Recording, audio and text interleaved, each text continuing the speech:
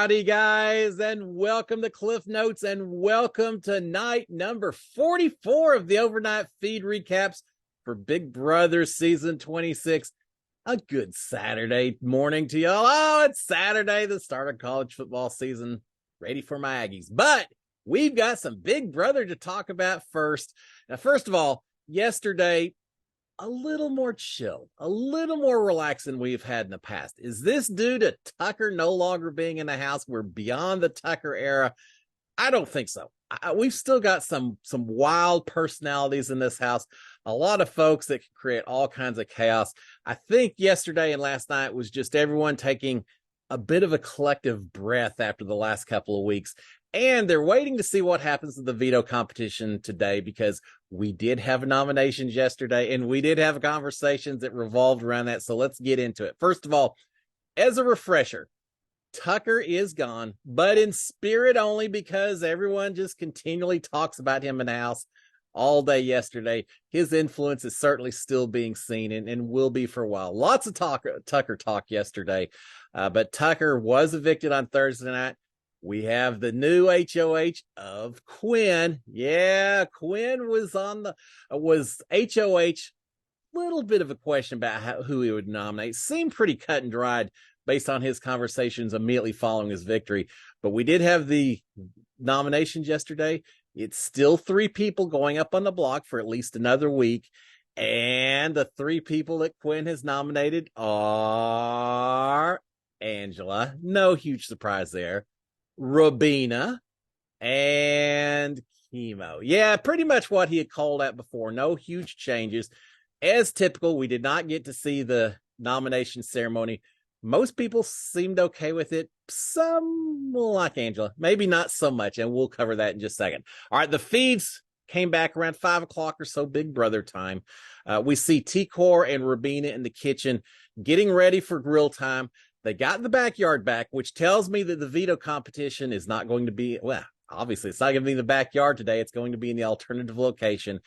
Along with the backyard, they got a grill because we do have the Labor Day weekend.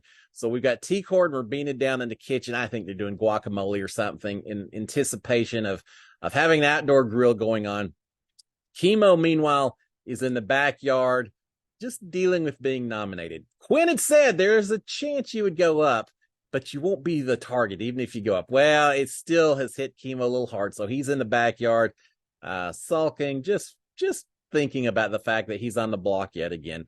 Angela, nowhere to be seen. Turns out that she's apparently in the diary room at this point in time. And all the rest of the house upstairs in the HOH room. They're having fun. They're pretending like they're rowing a boat while they sit on the bed. They're talking about who the AI instigator could be. Is the AI instigator still in the house? Well, we know no, that's not the case. They don't know this yet. They're talking about who maybe is getting the most TV time, who's making the biggest splash in the house, so to speak. So they're just having fun upstairs. More so than the conversations taking place, I think it's just indicative and interesting to see that we've got maybe a bigger distinction right now in this house than we've had in a while. We've got downstairs T-Core and Robina and Chemo and Angela, the people on the block plus T-Core, and then upstairs we've got everyone else. Now, will this change? Well, Quinn's HOH, and it seems like he's trying to make a whole lot of deals. So yeah, it could change, but for the most part, it does seem like there's a pretty big divide right now in the house, which means if I'm one of the people downstairs, whether I've been told I'm a target or not, I'm gonna be a little bit nervous at the fact that most of the house is upstairs not talking to you right now. All right, so we've got that going. All right, we do have T-Core and Robina talking while they're downstairs. T-Core is talking about how normal this house has become, that even after, 45 days or so in there, that she's just feeling like this is the new normal. She kind of forgets that it's Big Brother and all that. It is weird how you start feeling like that when you're in there, how quickly you adapt your situation. She's saying that it's so strange that she is so close to people that were complete strangers just a month or two ago, and now she knows everything about them and feels so close to them. They are talking about how hurt Chemo is that he was nominated. T-Core is saying that she's upset because Chemo has had Quinn's back and that Quinn just ignores that and puts Chemo up. She's also saying that Quinn's justification at the nomination ceremony wasn't very good. We did not get to hear the speech, so not really sure what the reasons were he put out there for putting Chemo on the block, but T-Core doesn't think they're very good nomination reasons. She's saying, though, that hopefully Quinn's real target really is Angela. That it seems like he's been telling most of the house that, so hopefully Chemo's okay, even if he is on the block. And they'll see. They're hoping for the best. Chemo eventually joins them. They start talking about Angela, that they feel sorry for her, that she's really feeling down, that she's on the block. And T-Core says, yeah, I feel sorry for her as well, but she did do it to herself. So it is what it is. And at the end of the day, they just don't want it to be Chemo or Rubina that's going home this week. All right, we've got Angela in the HOH room. I mentioned everyone's up there talking, hanging out together. Angela goes up there and says, hey, can I talk to Quinn alone? So everyone else has to leave. I'm sure Quinn was thinking, oh, party pooper, way to break everything up, and probably not a conversation he wanted to have. But eventually we get Angela and Quinn together talking. Angela's questioning Quinn about his nomination speech. Apparently, as part of his speech to her, he had said something about how she had made defamatory statements about him, and that's why she was going up. And she's wondering about that, saying, what did I say that was so horrible and all? Well, she did call him what? Narcissistic and unreliable and the devil. I think there are a few statements that have been made over the past 40-something days, but she's questioning him using the term defamatory and all that. And he's saying, look, I was just trying to keep it lighthearted. I was trying to be joking while I was in there. I was trying to just do some banter. I didn't want it to come down hard and heavy on anyone, so I was trying to entertain in my speech. And that's all it was, Angela. And I really thought my voice inflection was such that people picked up on it. Well, apparently Angela didn't, or Angela's maybe a little hypersensitive right now to everything that's going on. But he's trying to explain himself. It must have bothered Quinn a little bit, because later he's down in the kitchen and he's asking everyone down there, saying, no, I was trying to be joking. Did that not come across correctly? Did I not say it the way I needed to? And they're all saying, no, it was fine. We understood what you're doing. That's just you, Quinn. It's fine. So he's getting some reassurances, but I do think he's a little bit concerned that maybe it came across as a little too rough, based on what Angela said. So yeah, Angela and Quinn just get a little friction here right now. All right. After Angela leaves, Quinn expresses a little frustration, I think, with the conversation. Those his hands up. But after she leaves, he does have a conversation with the camera.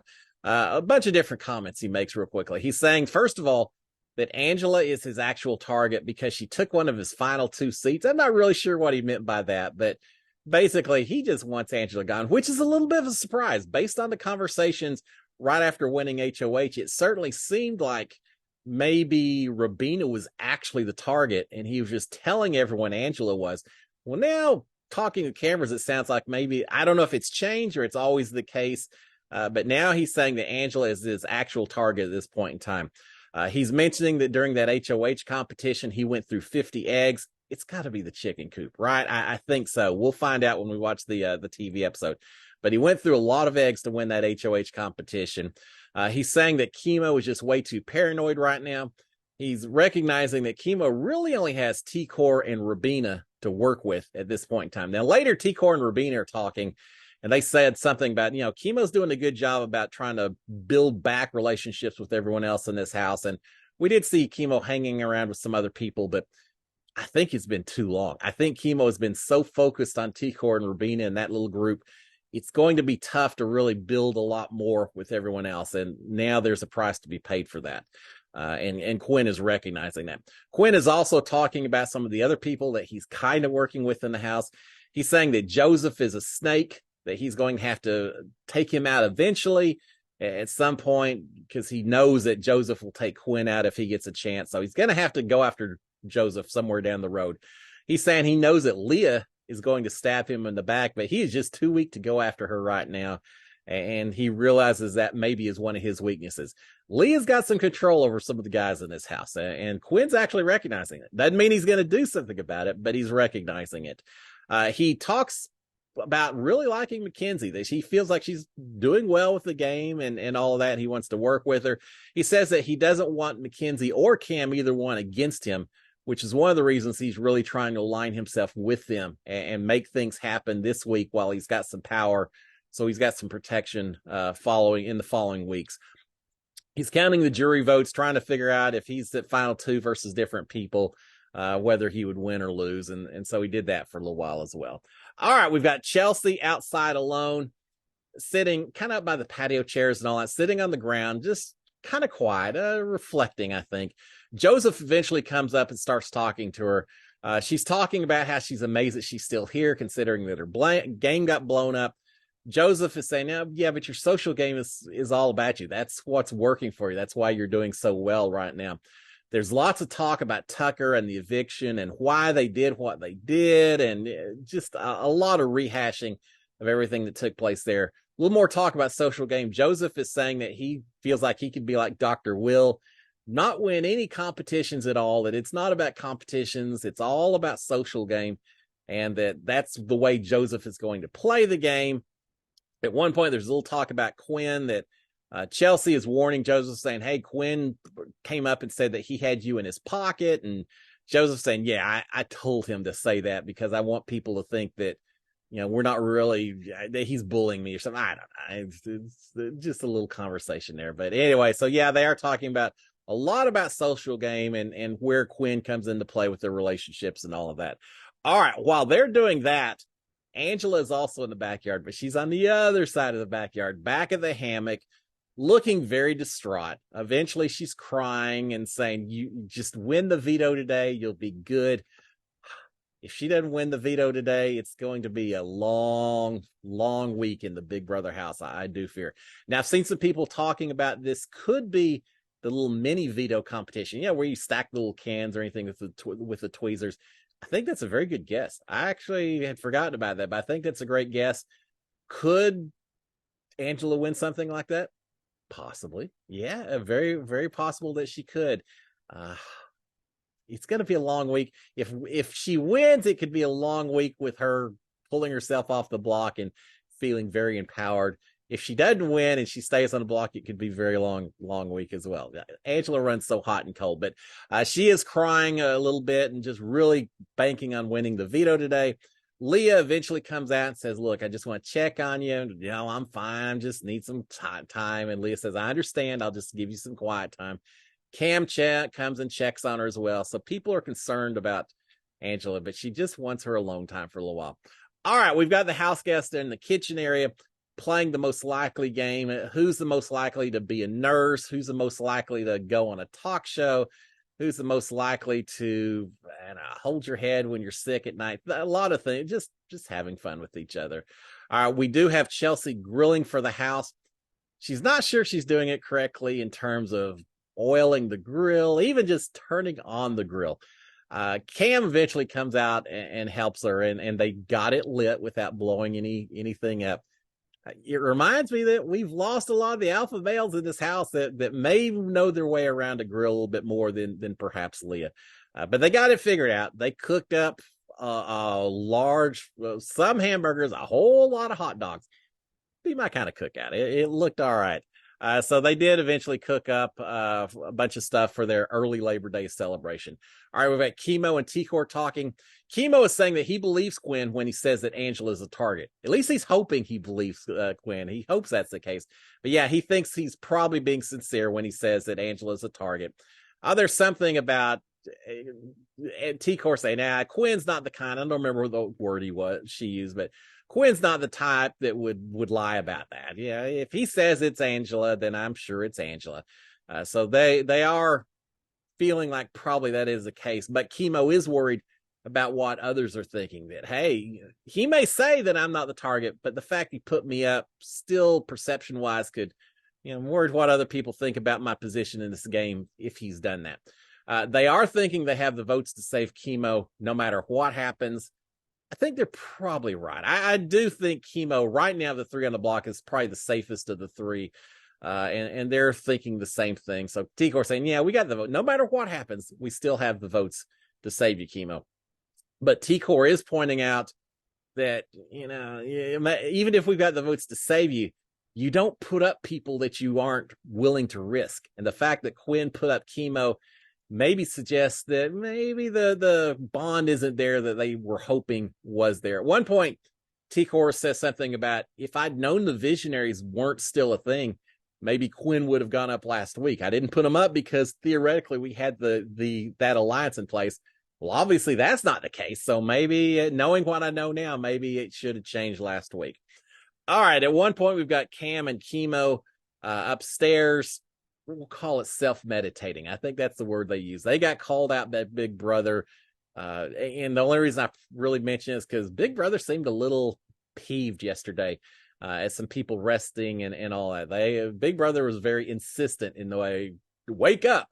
They are not getting a lot of real active conversation or content at this point. So yeah, they didn't want them upstairs sleeping away the evening. All right, we've got Mackenzie and Chelsea are talking, a few conversations with them. Chelsea is talking about this group that Quinn had previously proposed to Chelsea. At one point, it was everyone in the house who isn't on the nomination block, it seems like. But at this point, they're talking about maybe it being a group of 5. So they're still moving around with this a little bit. But they're talking about this group. They're agreeing that Quinn really respects Mackenzie's game, that he wants to work with Mackenzie. Chelsea says, he mentioned you right off the bat and said he wanted to work with you. Now, later he mentioned Leah as well, but he mentioned you first, Mackenzie, and you're really the one that he wants to work with.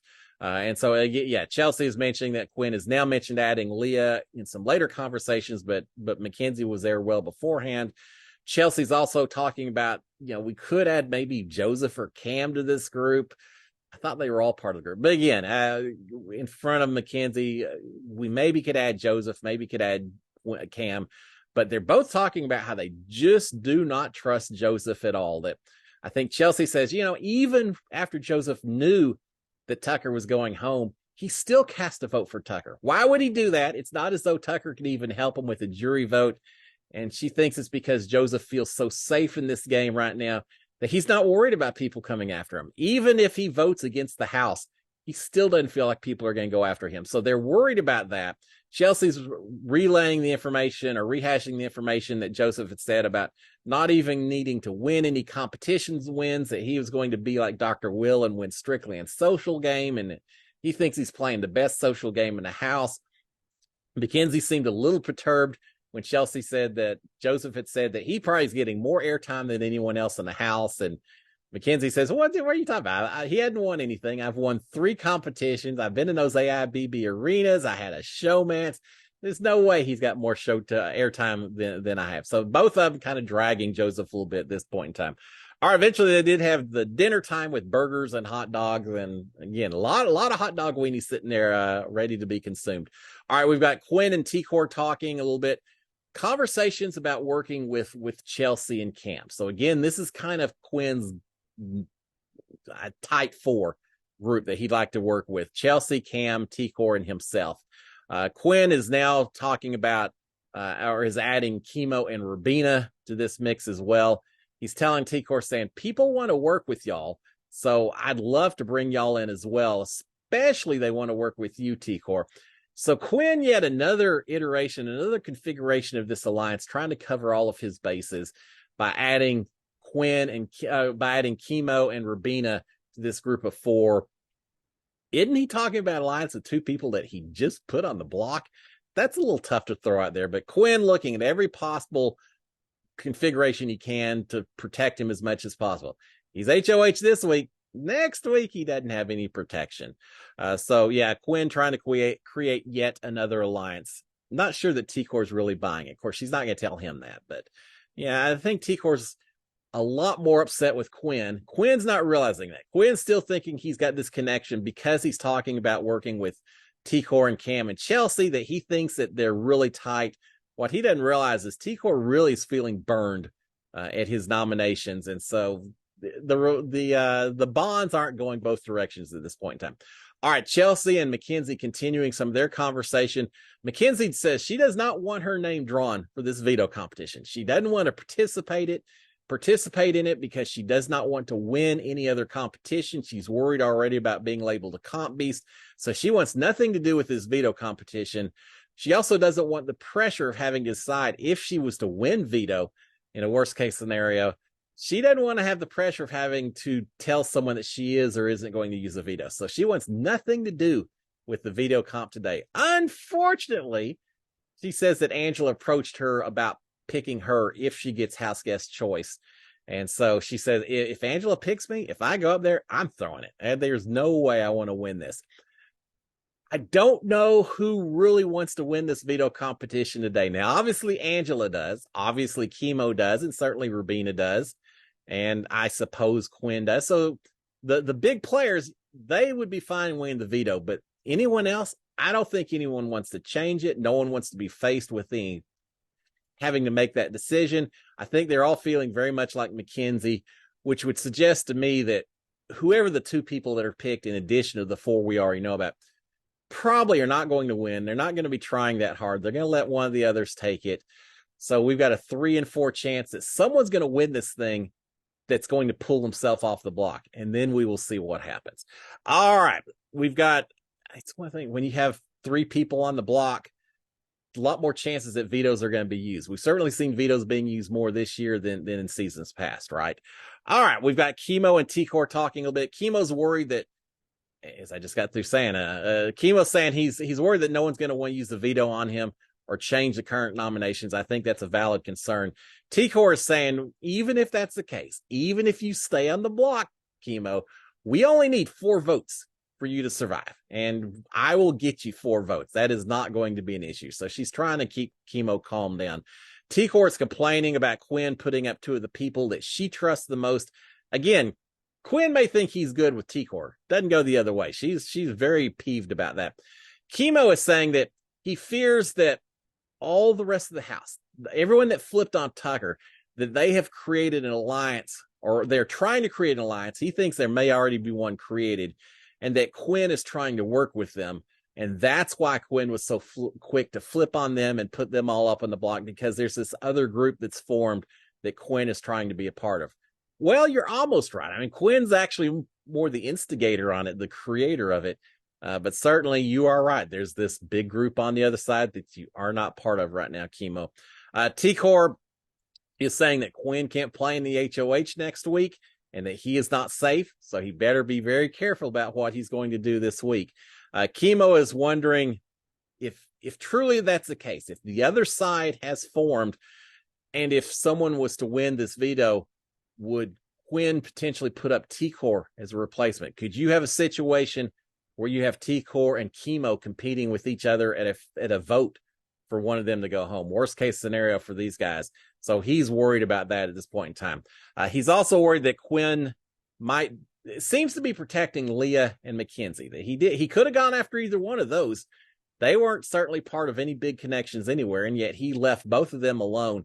And that's got Chemo worried that maybe, and T-Core as well, both of them worried that he may have worked out some kind of deal with them, whether part of a big group or side group. They don't know, but knowing Quinn, they're afraid that he's got something going on with them, which means they maybe would not be renominations, which puts even more fear that it could be T-Core going up as well. I don't think it would be T-Core.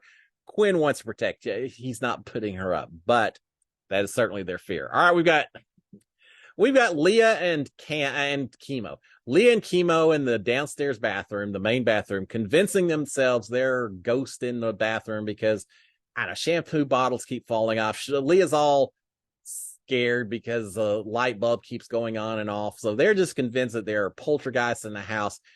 Well, yes, they are. And they're called cameramen, and they're behind the mirrors moving heavy equipment. And sometimes they hit walls. And while I was in the house, once or twice, we heard someone's cell phone go off. I bet they got in so much trouble for that. Someone's cell phone going off. Once or twice, we heard whispers.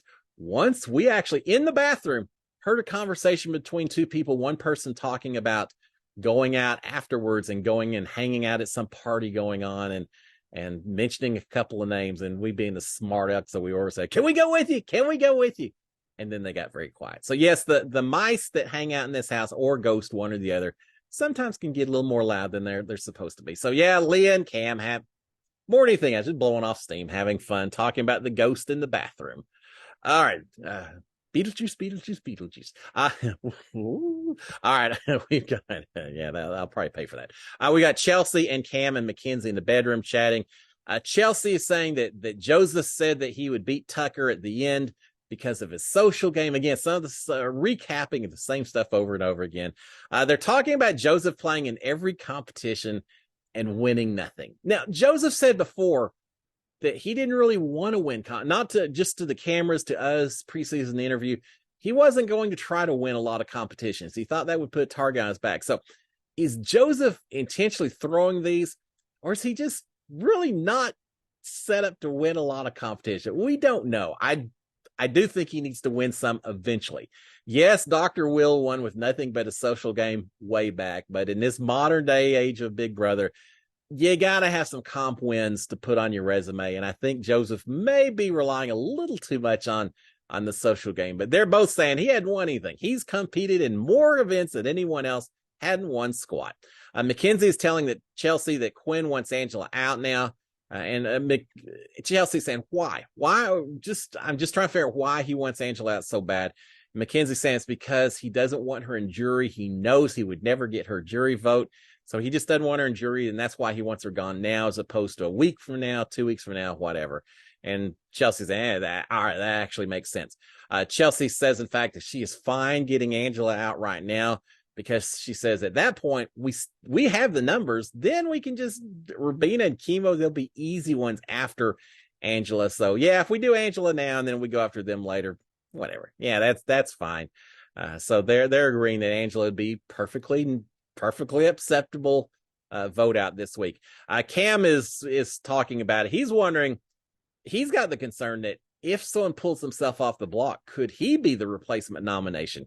He is the only kind of alpha. I should say Quinn's shown that he can win some of these physical competitions, but Cam is worried that he could get put up, especially if they go through the same strategy other people have used in the past about putting a strong player up to make sure that they win the veto, and so nothing changes and all of that. So Cam's talking about, well, I take that back. He wasn't one of the original nominees, but he's wondering if he could be the renom, if one of them pulls himself off. And he's hoping that if someone pulls himself off the block, it could be T-Core or Joseph instead of Cam, but he's saying his position may be exposed a little bit as well. More complaining from all of them about Joseph and the way he's playing and the fact that he was so drawn in by Tucker, and that why wouldn't he do that with someone else? And he's just not playing a very good game. All right, Chelsea is saying that Joseph and Chemo and Rubina all have used the same game plan so far, and that's called hiding under Tucker's wings. That they just have been letting Tucker do all the work. They're hiding underneath his wings without really doing anything. Now that Tucker's gone, they're all exposed, and they make for easy targets going forward. I'm not sure that's not such a bad analysis, and it does show why those T-Core, Rubina, Chemo, and Joseph really need to be very careful about what's going on going forward. They're not getting the respect on their game maybe that they think they are from other people. All right, of all of those, T-Core is probably the safest, the most insulated. The others, not so much. All right, finally, we've got Rubina and T-Core talking. They're talking about Tucker's bad gameplay, that he was trying to make deals with the other side so much. T-Core is saying how tough it was to work with Tucker. So now that Tucker's gone, you would think that Tucker just walked around with a baseball bat, beating people upside the head, forcing compliance with them, because all of a sudden, now that he's gone, everyone is talking about what horrific working conditions it was trying to deal with him running the show, and how they were just so captive to everything. A lot of stuff being thrown at Tucker at this point in time now that he's gone and can't do anything about it. So I thought that was a little interesting.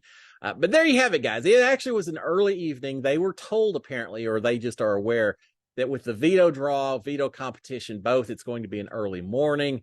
So everyone's just kind of waiting to see what happens with the veto comps, see what that does in terms of driving the narrative and what happens going forward for the rest of this week. Lights out for everyone, I think around 2:00 or so, Big Brother time. So I called it a night as well at that point. If someone got up later, I don't think they did. I think everyone was out for the rest of the evening. So there you go. Kind of a chill night, a little bit of conversations, a little bit of hurt feelings from Angela and Chemo for being put on the block. Certainly pretty big division right now, at least between the haves and have-nots. And I'm not talking about slop, but majority versus minority. It seems like the battle plans are drawn, but with Quinn trying to create so many different alliances and divisions, with so much distrust of Joseph being thrown out there over the evening, I think that'll change. If not this week, very soon. We'll see what happens. Guys, have a fantastic Saturday. I'm off to cheer on my Aggies and a little college football. So gig 'em Aggies. Have a great Saturday. I'll be back tomorrow to give you the recap on what happened to the veto. And from that, we can kind of figure out what's going to happen for the rest of the week. Y'all have a great one, guys. Until tomorrow morning, SKD 143. Cheers, my friends, and gig 'em Aggies. Woo! See y'all later, guys. Bye.